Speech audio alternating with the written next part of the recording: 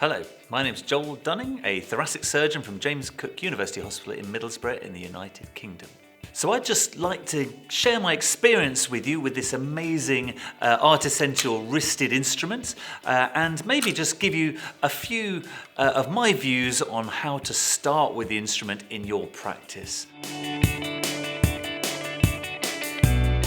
First of all, the minute you put this in your hand, you are going to fall in love with it. Just the ability to have that wristed instrumentation in your endoscopic surgery is just so wonderful. I would just like to highlight, I cannot tell you how important it is to practice.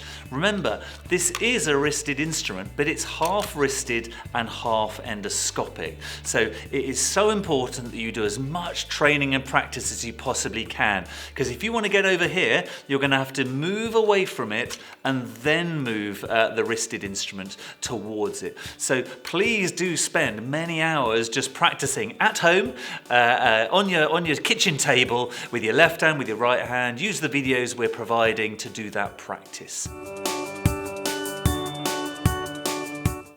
So now you're coming to that most exciting time, it's your first case.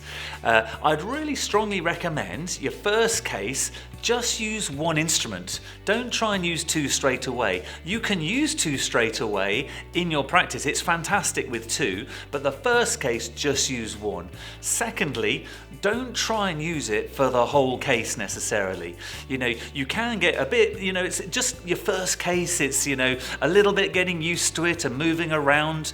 And if you just do 30 minutes, get the feel of it, what it looks like in the chest, getting around, do that key step you've always wanted a wristed instrument for, but maybe do it, then just take it out and use your normal instruments. That's one real advantage of ArtiSential. You can take it out, go straight back to your normal endoscopic instruments, but don't spend 3 hours using it all the time, because your brain will just get full. So first case, one instrument, do 30 minutes, take it out, and high five, you'll have done a great job.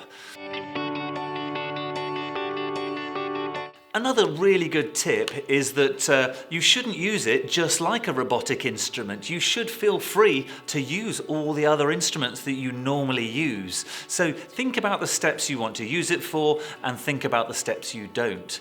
And the really great thing about it is you've now opened up a whole world of wristed instruments to your more minor operations. You don't just have to use this for your biggest operations. You can use it for a quick pleural biopsy. You can use it for a quick procedure that just takes 30 minutes. So there's a whole new world out there of wristed instruments that have been closed to us because it was always too much effort to get the robot out. One wonderful thing that you're going to really enjoy is being by the patient's bedside.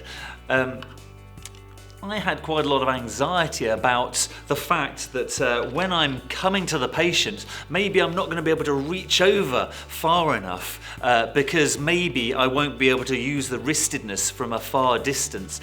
But don't be too worried about that. I initially tried to have them very straight on, but actually if you practice at home having your hand sort of quite far away from you with the instrument coming towards yourself, you can really get over that anxiety because you can spread your hands quite widely and work inwards and still successfully use these wristed instruments. Of course, another really good tip is if you don't like your port placement, just change it. That's one problem in a robotic operation. You're stuck with the ports you're stuck with unless you want to unscrub back up and change them. Whereas with ArtiSential, if you don't like your port positioning, just change your port position. That's a real nice advantage of it. And I suppose the final thing is just enjoy it.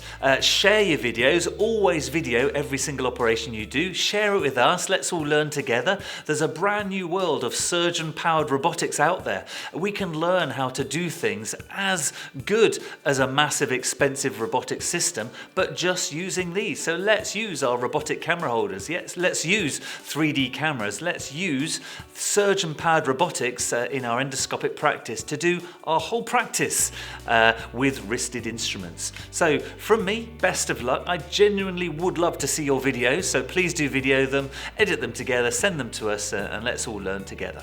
Thank you very much.